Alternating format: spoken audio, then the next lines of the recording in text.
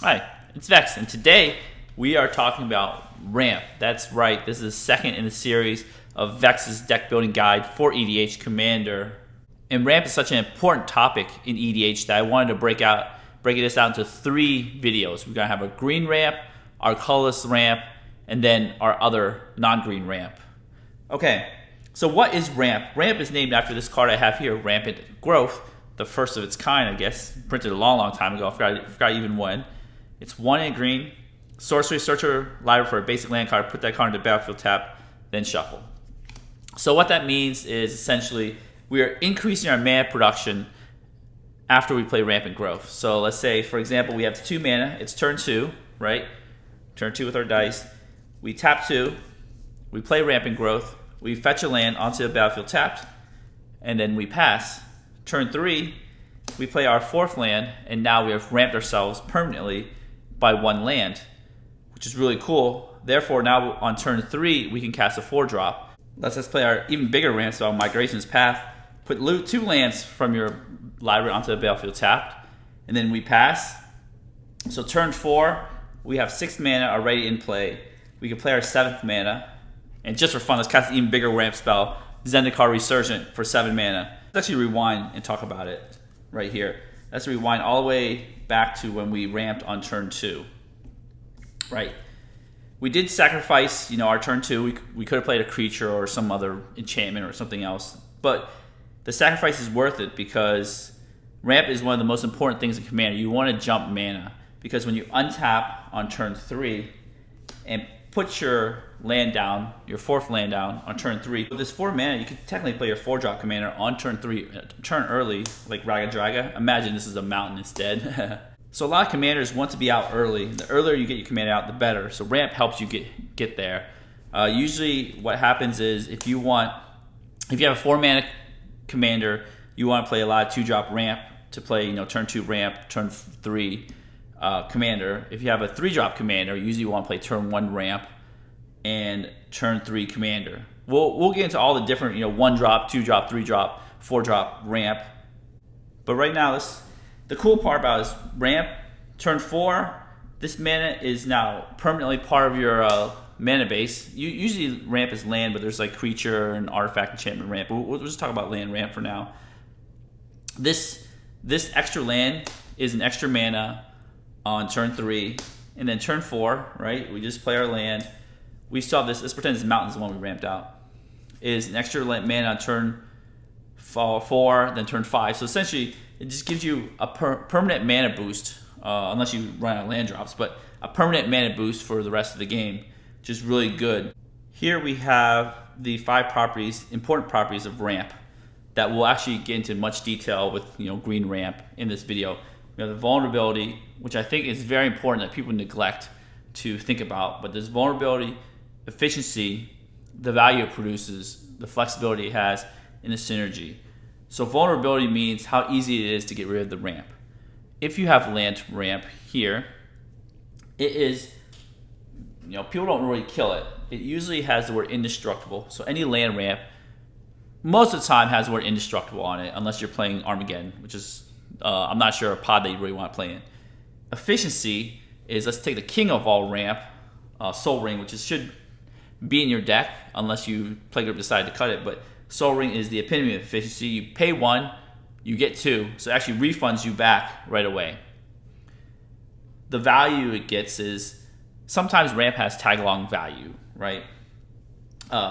Creature, for instance, a very classic piece of ramp since Alpha, Birds of Paradise.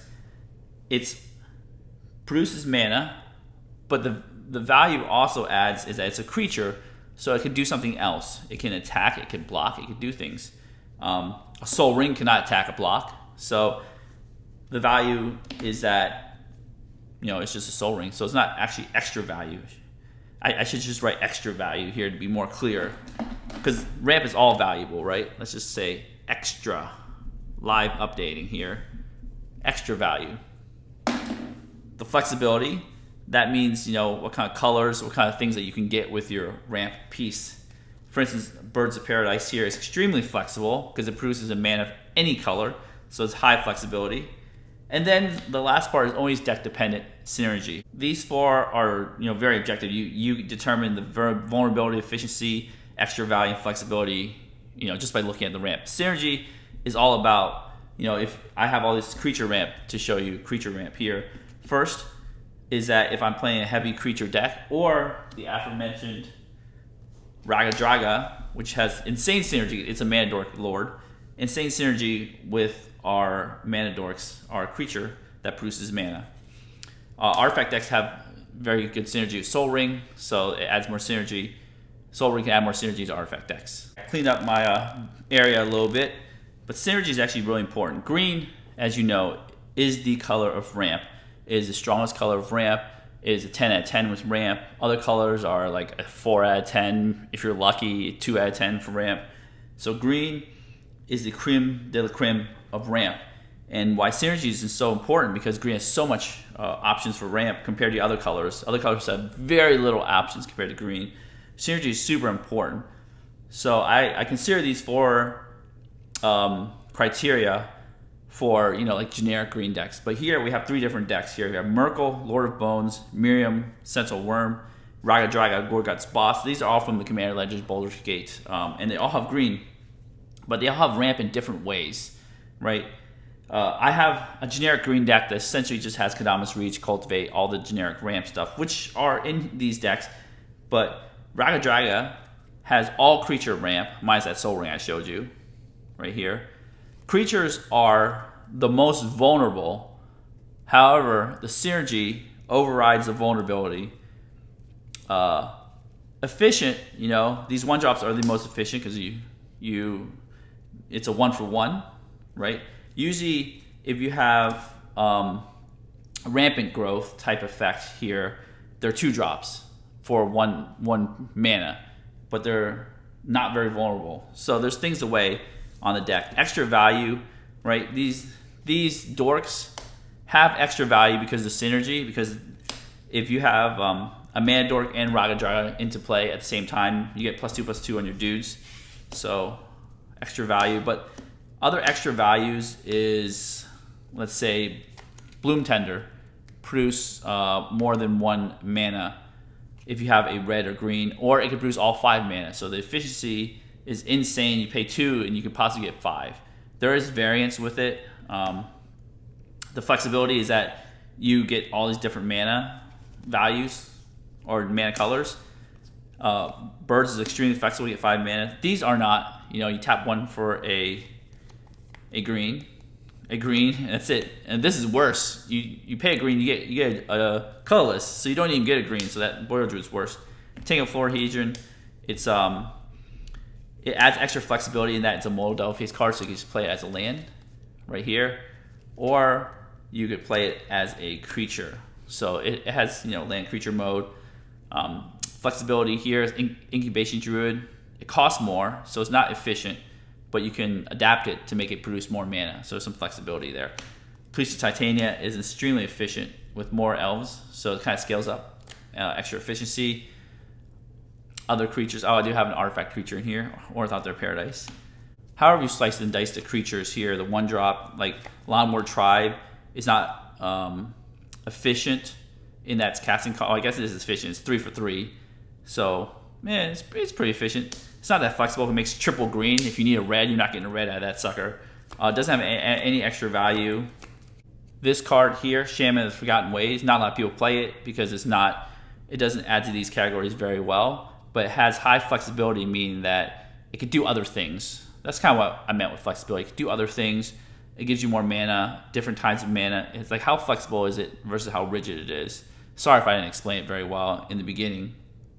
So flexibility is different colors of mana and tacked on abilities, because it's got this formidable ability, 9 green, tap, each player's life total becomes the number of creatures they control. Activate the ability, only if creatures you control have total power 8 or greater. So it's like a biorhythm if you have total power 8 or greater. This is extremely, so adds the flexibility, but this is very inflexible here. Add 2 mana of any combination of colors to mana pool. Spend this mana only to cast creature spells. So you only use mana to cast creature spells, not regular instant sorceries, artifacts, enchantments, or whatnot. You have to weigh the different criteria based on your deck's needs. based on synergy. I think synergy is the most important part. Usually in CEDH, the higher power level you go, you throw away synergy and you care about efficiency. Efficiency is the most important thing. You don't really care about vulnerability. You just want to go as fast as humanly possible to just get on the board.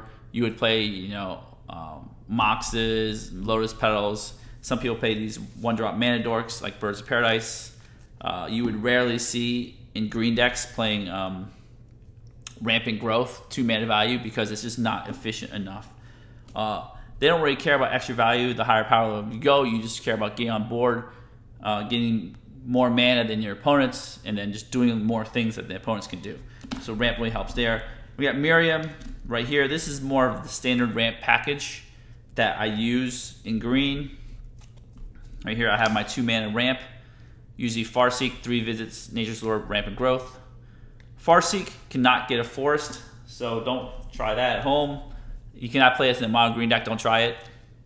In contrast to creatures, which are the most extreme vulnerable type of ramp, we have the other opposite end is the 2 mana ramp. Let's put Ragged Dragon back here.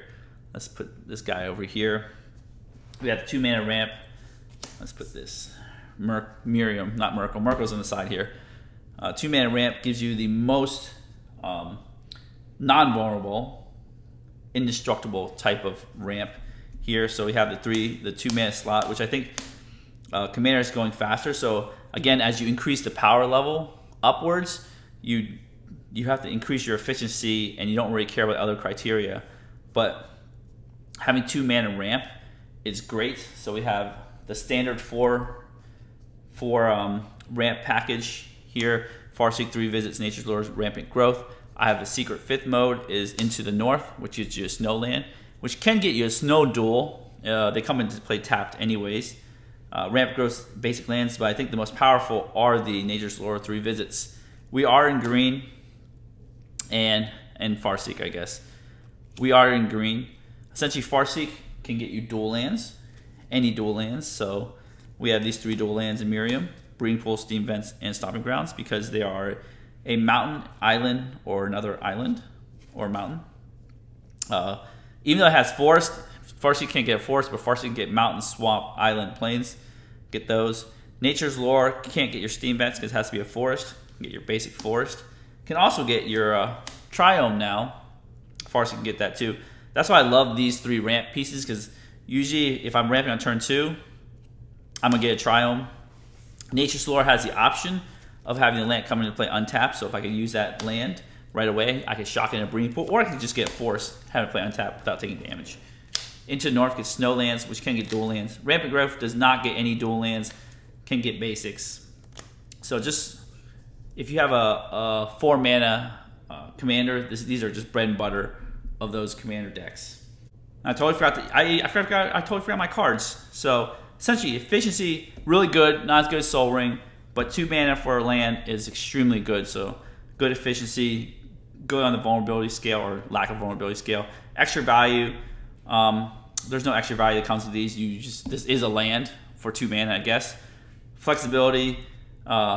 These are insanely flexible. As I mentioned, you can get Triomes and such like that. Synergy.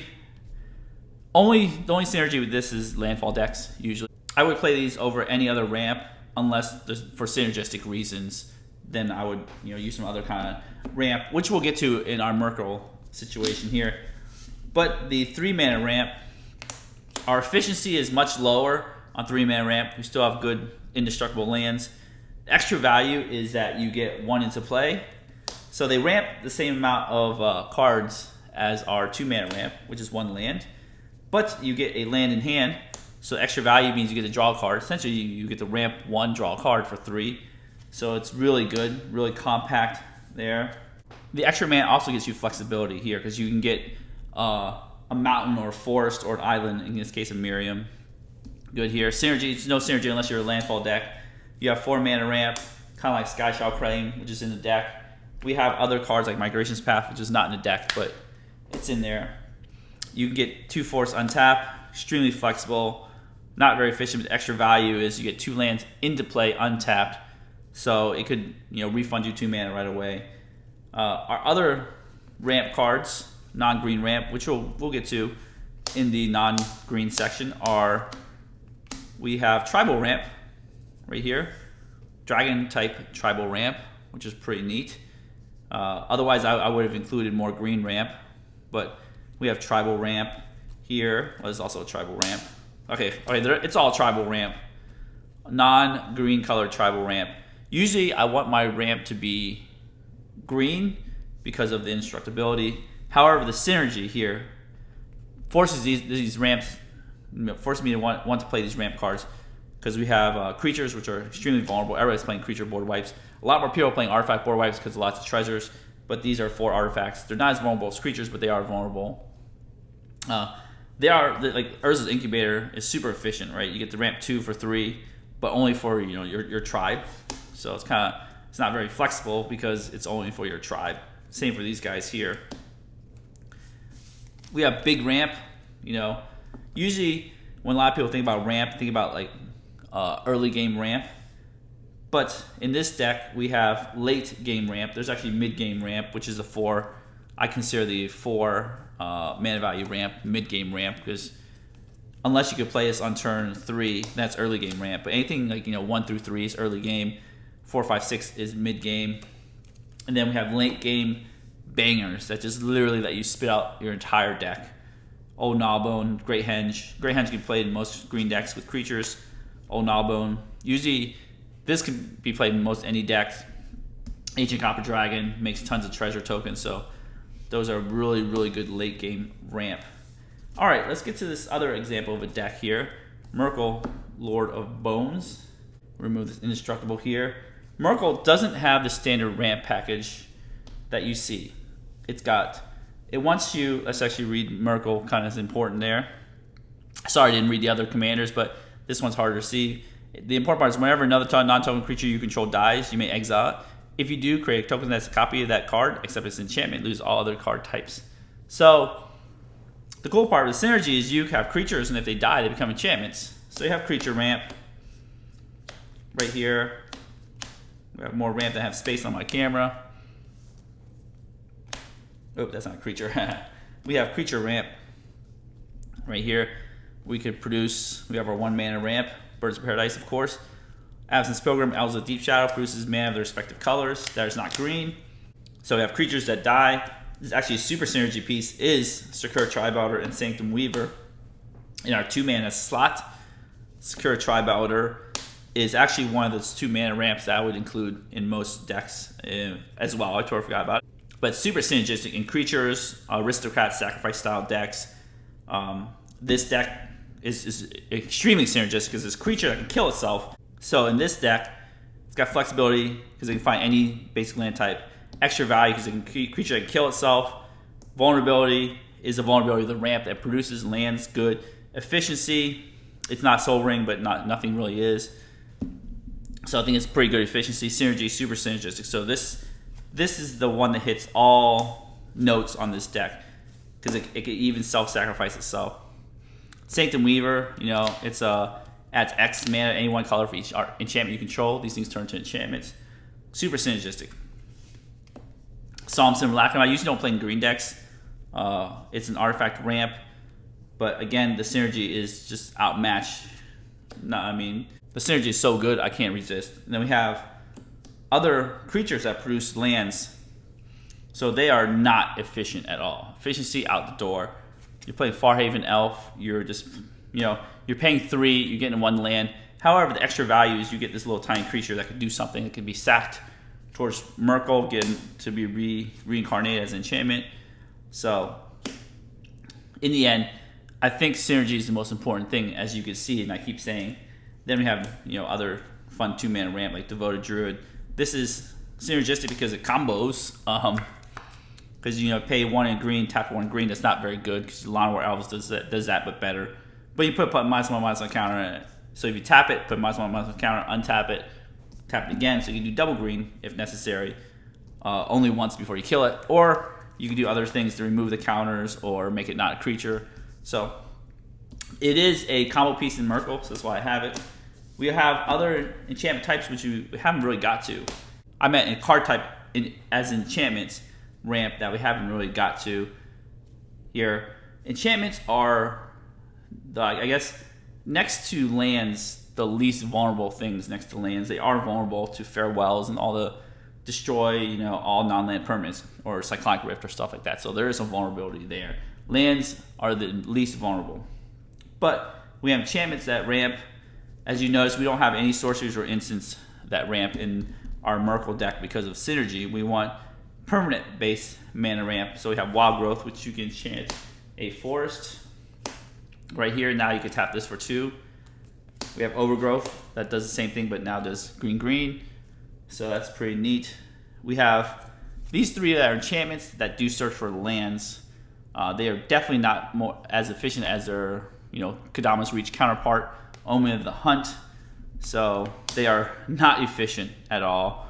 They're not that. This is no vulnerability. It's just like it makes a land, so you don't have to worry about vulnerability. Extra value gets enchantment on the battlefield. Triggers any constellation or enchantment ETB, and then you can also sack it to scry 2. Flexibility gets any basic land, so pretty flexible. These are inflexible because they make green, and that's about it. That's all you get is green. Fire Fertility is essentially Omen of the Hunt that you have make installment payments on, and Colony Heart Expedition, landfall. This is the only landfall deck in my Merkle deck, but I really want to play a 2-drop that can eventually ramp you. I care about the efficiency of this card as an enchantment more than like the efficiency of it ramping, and it has horrible ramp efficiency because you need to play this, landfall 3 times, and then ramp. Except for it ramps you two basic lands. So the only extra value is that it's an enchantment, it's cheap, can trigger some constellation. Those are 3 example green decks I have. Let's actually talk about other pieces of ramp that I haven't really got a chance to talk about. There's another permanent type that could ramp. It's called lands, right there. We have Ancient Tomb, which is the epitome of high-powered commander. Castle Garenbrig, which is like a mid-game ramp because you pay 2 green and you get 6 green. Nykthos, which is insane ramp, but it's mid-game, mid to late game because it requires a devotion. These things are not ramp, the bounce lands. They're just card advantage because you have to return a land to your hand to play this and to play tapped. Then we untap with it. You have less lands. Let's say it's turn, you play a land turn 1, and then you turn 2, you play your bounce land, return it back to your hand. You still have the amount of mana equal to your turn number. And turn 3, you play a land, same land back again. Right here, you still have 3 mana. Turn 3, you just do it in 2 lands. We have other ramp cards that we didn't mention here. We have Seedborn Muse, Nyxmoom Ancient. This is extreme late game ramp, triples your mana. Zendikar Resurgent, which you saw in the beginning there, 7 mana. Insane ramp, except for you want synergy here because you need lands to make this work, right? Nyxmoom Ancient is synergistic with everything, so it's always good. Great Henge, I think we talked about. We had it in the other deck, but I have that here. We have Mirari's Wake. It's kind of like Zendikar Resurgent. These are enchantments, which are a good permanent type to have. Double your land producing mana. We have other enchantments that bring out lands, like Binding of the Old Gods, but it is very slow. It costs 4 mana, except for it gets extra value, lots of extra value, because it's a saga. Destroy something first, then gets you ramp on chapter 2. So not very efficient whatsoever. Explore type effects that let you play additional land is a type of ramp, except for it's a conditional on you having lands. So sometimes you just play this to cycle and draw a card. It's not as good as a ramp and grow for ramping, but it's sometimes if you're playing a very heavy landfall deck with lots of lands, this is good. Of course, before I forgot to mention, I did do a video on this. Arcane Signet, as you can see, this is cut in half. I cut it from all my green decks. I've had so much ramp and in my green decks that I just don't want to add. What's that card? Where's that card? I took it away. Any more vulnerability, because Artifacts is very high vulnerability to my deck unless it has synergy. I'm not green. I don't have a green artifact deck. I've never built one yet, but because green doesn't really do a lot with artifacts, because it's like the anti-green. I cut these. I recommend you cutting these too. The 2-mana ramp spells have the flexibility in colors that make up for what Arcane Signet can do. But overall, I think the most important part is, since green is such a powerful ramp color, is this: synergy. Synergy, synergy, synergy. You have all these amazing commanders that have all these amazing themes that kind of like push you to do, you know, cool things with your ramp. And definitely don't always go for the standard, you know, this is the standard package I usually do. Is not this into the north. Is these 3, these 4, maybe Shakira Tribe Elder. Let me see if I can find one of those somewhere in my giant pile of cards. Shakira Tribe Elder, and sometimes Into the North. Those are my 2-mana ramps. Standard package: Cultivate, Kadamas Reach, Skycross, Skyshadow Claim. That's a standard ramp package. I do use it a lot because it's very good, but I always try to look for synergies with my green commanders, and the synergies are definitely worth exploring. I know with Raga Draga you can get board wiped to death, which really sucks, but you know, you're playing Gruul, that's what you're playing for. I usually include about 10 pieces of ramp. That's the standard number according to a lot of websites. 10 is the minimum. I try to include more than 10. This is actually 11, but based on the commander, for instance, back to our Miriam example, we want to include a lot more. I include up to 15 because we want to accelerate our commander out fast and furious. The reason we want to include this many because, you know, we are playing a singleton deck. We're probably only doing 2 or 3. We'll probably only draw 2 or 3 pieces of ramp during a game, maybe even more. We want to be able to, you know, guarantee that we do draw some ramp during our game, and hopefully in our early game, like this ramp and this ramp, we want it early. Right, if you enjoyed this video, give the video a thumbs up, smash subscribe button, hit the notification bell to be alerted for new videos in the future. Add a comment below. Tell me what kind of ramp you want to have. And I know this is a very controversial take, but cut that Arcane Signet out of your deck. Boom. Therefore gone. And as always, have a wonderful day.